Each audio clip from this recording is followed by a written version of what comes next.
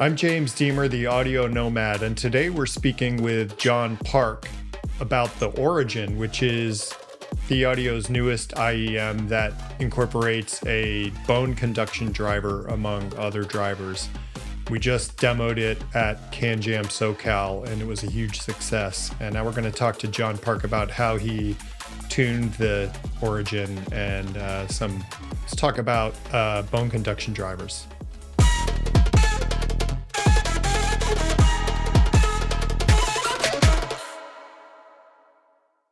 Hey, John, good to see you. How are you? Hey, James. I'm doing good. Good to see you again.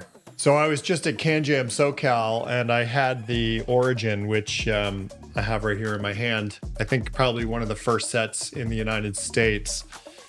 It's amazing. I used it on the plane on the way from Maine to Los Angeles, and used it in my hotel room quite a bit, and obviously let a lot of people demo this set.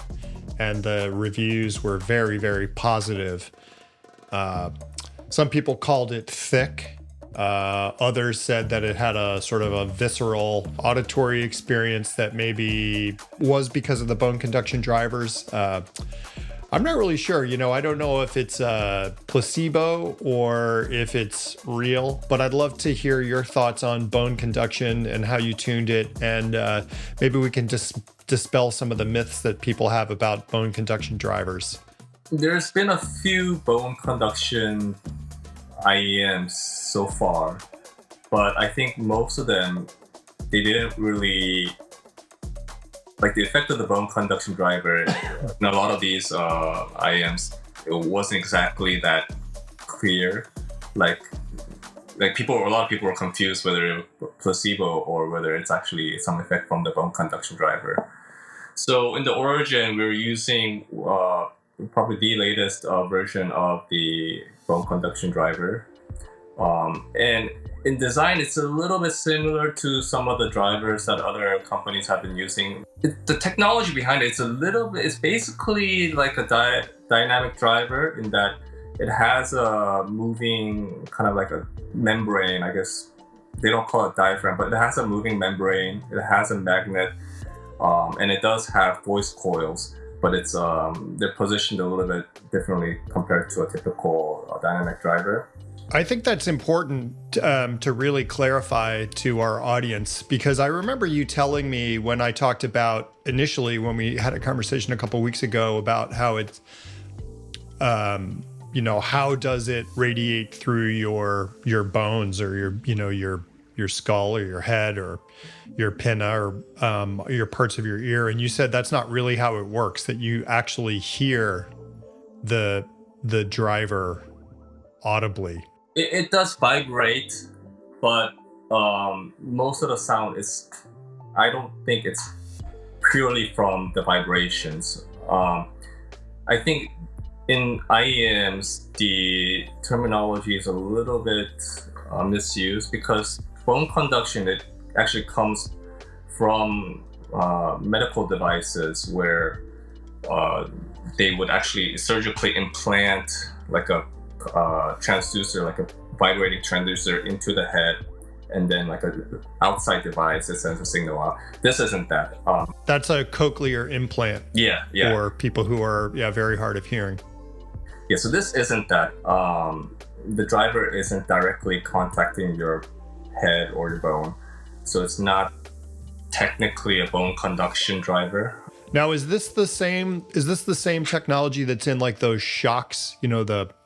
The headphones sport headphones that you'd wear, where the driver sort of sits in front of your ear? So from what I'm aware, they're similar, but this is a lot smaller than those aftershocks, the drivers that those are using. Yeah. I would say these bone conduction drivers in the Origin, they act a little bit more of like full range drivers. And rather than like specifically contributing, it gives like 4 kilohertz or whatever, like what some of the other IM producers they used to claim, I think it adds more of a tactile difference to the sound. rather than purely like a tonal aspect. Going back to that sort of feeling it in your skull or feeling it in your head, is that what you mean? Because of the vibration of the driver, or is it different? Let's imagine you have your IEMs in, and then you have a pair of speakers or like a headphones over them. They're playing the same track. I would describe it a little bit more like that in terms of what's actually happening with these drivers in the overall sound. Oh, interesting. I hear a lot of difference in the sound stage. So I've been able to test it with the driver and without the bone conduction driver. And the biggest difference I hear is in the imaging and then the sound stage. I think it gives a little bit more of a 3D spatial sound. That was one of the comments that I heard a lot at CanJam, was that it felt holographic. Yeah. It definitely it increased the stage kind of all around your head. I don't know, it gives a little bit of texture in the mid-range, especially in the vocals and the instruments. There is a 3D richness in the bodies of the instruments and vocals, I think. I don't know how else to describe it. Yeah. What's the frequency range that you have the bone conduction driver tuned at? It is technically a 4-range driver. So between 150, 200 hertz, all the way up until maybe around 4 or 5 kilohertz. The bone conduction driver isn't the only driver in the Origin. We've got 1 dynamic, 2 electrostatic, 4 balanced armature, and a bone conduction. There's a lot going on here. How complicated was this for you to tune? Like, this is like a pretty big project. Can you tell us about the process of maybe receiving the first sample, or, you know, from concept to finished product? What was your process? I want to clarify, I didn't design the Origin from ground up. Linso and I, we were in discussion about designing a bone conduction driver back in 2021-22. We had the idea then, but then I only received the first sample from the factory in February of 2024. And by that point, the tuning was already quite good. But I did want to fine tune it a little bit, specifically in the treble and then the bass, just to get a little bit more balanced and a sound signature that people would like. So for me, the first step was to actually unwire everything, and especially the bone conduction driver, just to figure out how does it sound, how is it going to contribute to the overall sound. The treble and the mid-range, a lot of that mostly kind of come from the TWFK. This is an old driver, balanced armature driver. And it was just a little bit of tuning how much upper treble around 6 to 8 kilohertz we want. And we wanted the Origin to be smoother and more comfortable to listen to than something like the Prestige or even the Monarch. So we wanted to tame the upper treble a little bit, but still maintain enough micro details. And then also the sub bass, we were discussing how much of the bass shelf we want. We were kind of going back between 10 all the way up to 12, 14 decibels. So trying to figure out what is a good amount of bass that people would enjoy without being too muddy or throwing off the balance. I believe that it does have an amazing amount of micro detail, but I don't think it's quite to the level of the Prestige Limited. Maybe for me, the Prestige Limited is a little more sort of refined and detailed, but there's something that's so fun about this Origin. It's that visceral texture, it's that sort of thickness and weight that it brings to the music that I don't get from the Prestige. That makes it a really fun and super engaging set. So that was the whole kind of thought process behind the Origin. We wanted to be a little bit less reference sound, because I think the Prestige and even the earlier Monarchs, they're quite neutral. They're intended to be monitors.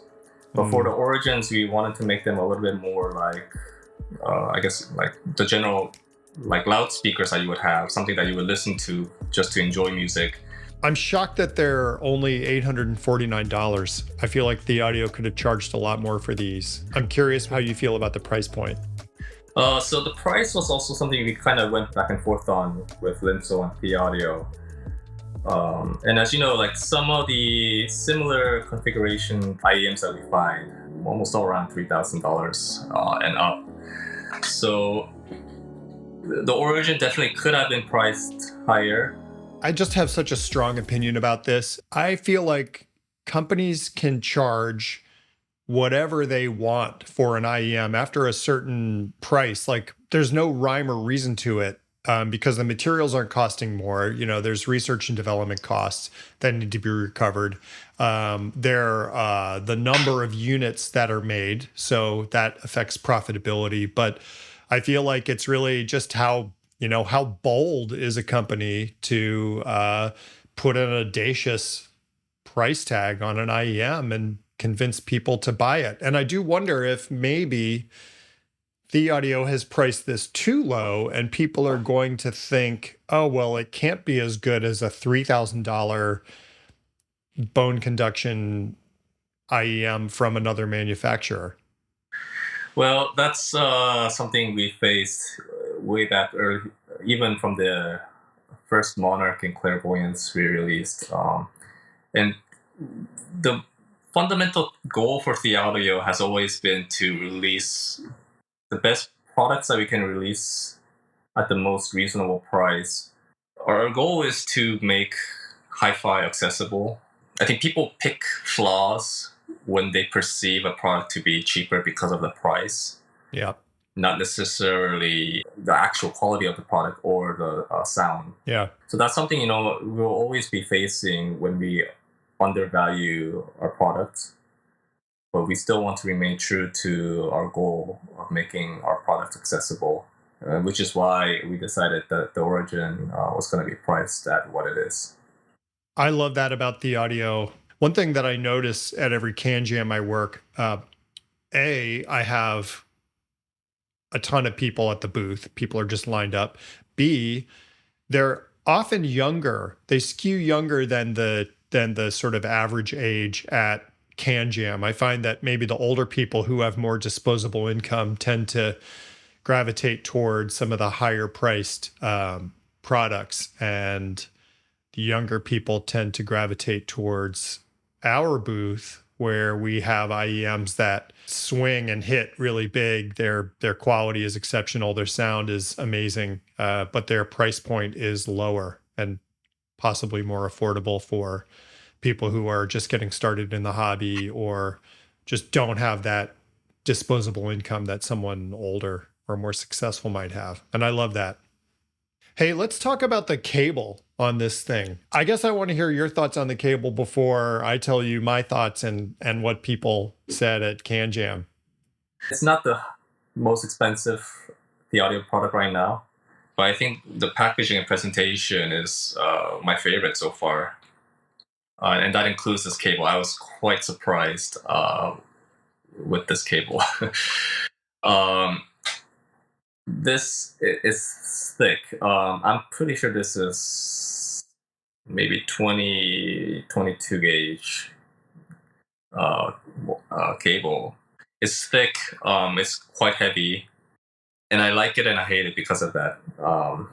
It is a little bit heavier, so it does kind of pull down a little bit, and it is a little bit chunky. So it's definitely more for sitting at your desk than like going commuting or something like that. But I think this might be my favorite cable. It's definitely my favorite cable from THIEAUDIO, and I would say pretty much everyone at the show who had a chance to experience this cable felt the same way. It knocks it out of the park, and not because it's a practical cable, because it isn't. Like you said, it's definitely like, it's kind of stiff, it's thick, it's chunky, but God, it's just gorgeous. I kind of have this saying that when I'm thinking about buying things, and it's this, I don't know what it is, but I want it. And I feel like this cable, it's just so nice and makes me feel good when I look at it and when I touch it and when I have it on, that I forgive all of its flaws. It's maybe it's like someone who drives a Porsche 911 in the winter. Like, they're not doing it because it's the best car. They're doing it because it makes them feel good. And I feel like that's what this cable does for me. I'm just wondering, like, how did they fit this into that $850 budget? What do you think of the faceplates? Yeah, so if you take a look at the Origin, on the top, you can see like a big circle. That's the bone conductor driver. And it basically takes up the entire top half of the shell. And then the rest of the shell is jam-packed because you got the 10 millimeter dynamic driver in there, and then the 4-balance armature. Maybe last we could just talk about the packaging. I love it. Sort of standard THIEAUDIO, but it's just they do a good job. I guess the Monarch Mark II, I think they got the packaging down. This seems to be kind of like their standard, and I like it. Well, do you have any final thoughts on the Origin that you want to share, or is there anything new that you're working on that you can share with us? Yeah, I just want to reiterate. I don't want to take all the credit for designing the Origin because I didn't. The R&D team at THIEAUDIO, there's a separate team there. They design everything, and I just help supervise and retune a little bit. So props to them. They did an amazing job. And sometimes some of the IEMs, I get a sample and it's a complete miss. But the Origin, from the very first prototype that they made, the tuning was quite on point. The sound was pretty good. It was just kind of fine-tuning a little bit. The Origin has some textural qualities that the Monarch doesn't. I think it has better soundstage, it has better imaging. It's a little bit more engaging to listen to. It's a little bit more relaxed. The bass is a little bit more thumpy.